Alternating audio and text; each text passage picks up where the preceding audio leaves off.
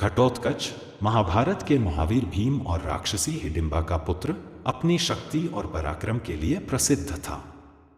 उसकी कहानी वीरता, त्याग और बलिदान की अद्भुत मिसाल है। हिमालय के घने जंगलों में हिडिंबा ने घटोत्कच को जन्म दिया।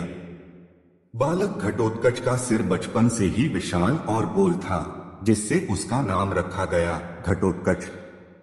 घटोत्कच का बचपन जंगलों में बीता। उसने पक्षियों से गाना सीखा, पशुओं से दोस्ती की और पेड़ों की ऊंचाई नापने की होड़ लगाई। लेकिन उसके दिल में एक सवाल हमेशा रहता था, उसका पिता कौन है। हिडिंबा ने उसे बताया कि उसका पिता पांडवों का महाबली भीम है, जो धर्म और न्याय के लिए अपने भाइयों के साथ कौरवों से संघर्ष कर रहा है। घटोत्कच युवावस्था में प्रवेश करते ही असाधारण शक्ति का धनी हो गया। एक दिन उसने जंगल में कुछ निर्दोष गांव वालों को दैत्यों से परेशान होते देखा। उसकी मां ने उसे सिखाया था कि शक्ति का उपयोग केवल अच्छाई के लिए करना चाहिए। घटोत्कच ने दैत्यों को चुनौती दी। उसका विशालकाय शरीर, बिजली जैसी गति और आकाश को चीरने वाली गर्जना देखकर दैत्य डर गए। घटोत्कच ने उन सभी को परास्त कर दिया और गांव वालों को मुक्त कराया। यह घटना घटोत्कच की प्रसिद्धि की शुरुआत थी। उसकी वीरता की खबर पांडवों तक पहुंची।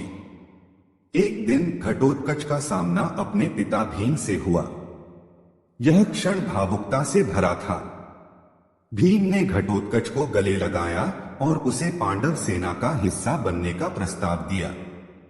घटोत्कच ने इसे सहर्ष स्वीकार किया और अपनी राक्षसी शक्तियों का उपयोग धर्मयुद्ध के लिए करने का संकल्प लिया।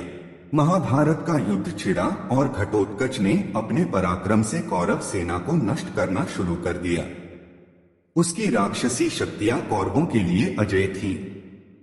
एक रात जब युद्ध चरम पर था, कर्ण ने इंद्र द्वारा प्रदत्त दिव्य शक्ति वज्र का उपयोग करने का निर्णय लिया।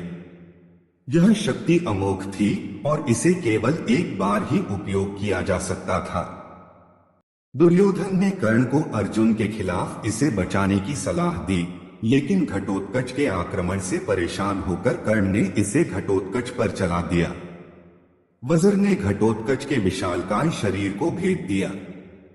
घायल घटोत्कच ने अंतिम बार अपनी शक्ति का प्रयोग किया और गिरते हुए कौरव सेना का बड़ा हिस्सा नष्ट कर दिया। घटोत्कच का बलिदान पांडवों के लिए निर्णायक साबित हुआ। उसने अपनी जान देकर कौरवों की रणनीति को कमजोर कर दिया। भीम अपने पुत्र के बलिदान पर गर्व और दुख दोनों से भरे थे। हिडिंबा ने अपने बेटे की वीरता पर आंसू बहाए, लेकिन गर्व से उसका नाम लिया। घटोत्कच का बलिदान न केवल पांडवों की विजय का कारण बना, बल्कि यह संदेश भी दिया कि सच्चे योद्धा का धर्म, त्याग और न्याय के लिए लड़ना है।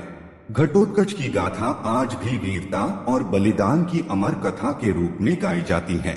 इस तरह के वीडियो देखने के लिए आप हमारे चैनल को सब्सक्राइब करें और बेल आइकन को दबाना ना भूलें।